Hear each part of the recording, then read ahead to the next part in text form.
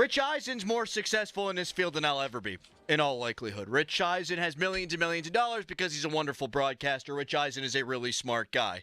But listen to this, Steelers fans, and react to it, because we sure as hell will. And this is where you will watch Tomlin do his finest work. I know the offense stinks.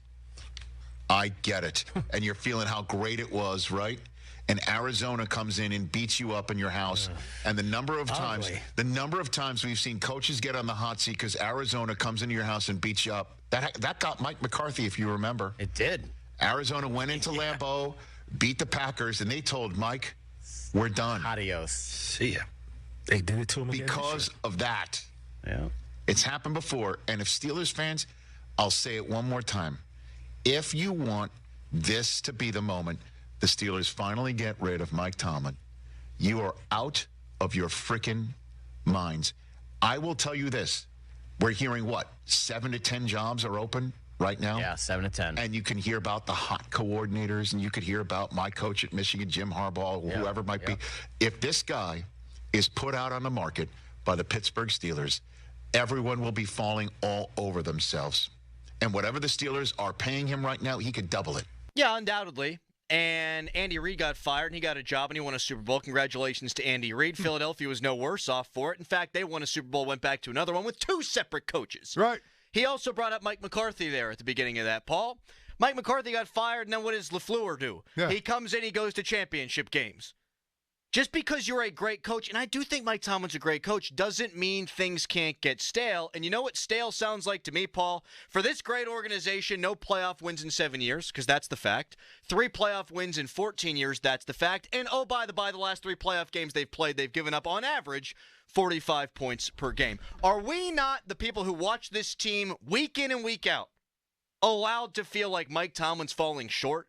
Because every time we voice that opinion... If you voice it on social media, if you're a fan, if you get behind a microphone like we do, every time we voice this opinion, you get hit from Mount Pius by the Mike Greenbergs of the world. You get hit with sanctimony from the Rich Eisens of the world. Don't you know how good you have it? Sure, the Steelers are middling.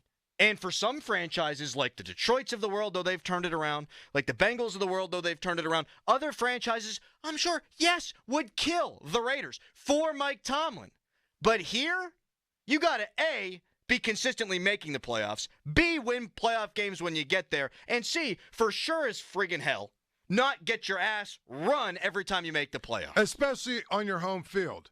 Especially by guys like Blake Bortles. Mm-hmm. Especially, well, it was a road game, but by guys like Tim Tebow. At the end of the day, I mean, people forget the Tebow loss. That's how bad the playoff drought has been around here.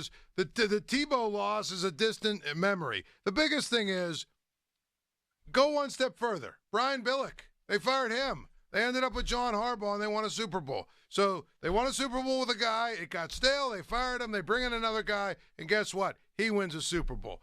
LaFleur, as you talk about, right? The end of the Aaron Rodgers, he wins 39 games in 3 years, gets to the NFC Championship game twice, and guess what? It looks like he's probably going to resurrect the thing again because he's developed this Jordan Love. So to me, the most disingenuous thing is that these guys don't really the Rich Eisens of the world. The Greenbergs of the world, which, by the way, they're both Jets fans, so I can understand why they would think what Mike Tomlin's done has been acceptable. But at the end of the day, like I just had a couple of people on Twitter say, I didn't realize that Mike Tomlin has only won playoff games in 4 out of his 17 years. That's it. 4 out of his, well, okay, with a Hall of Fame quarterback, 4 out of his 16 years, right? This is year 17. 4 out of his 16. That means 12 out of his 16 years, he didn't win a playoff game. Mm-hmm. Can I pile on? Sure. The Steelers have as many playoff wins as the Pirates do since 2013. Correct. And yeah, well, the other thing is he's 3-8 in his last 11 playoff games.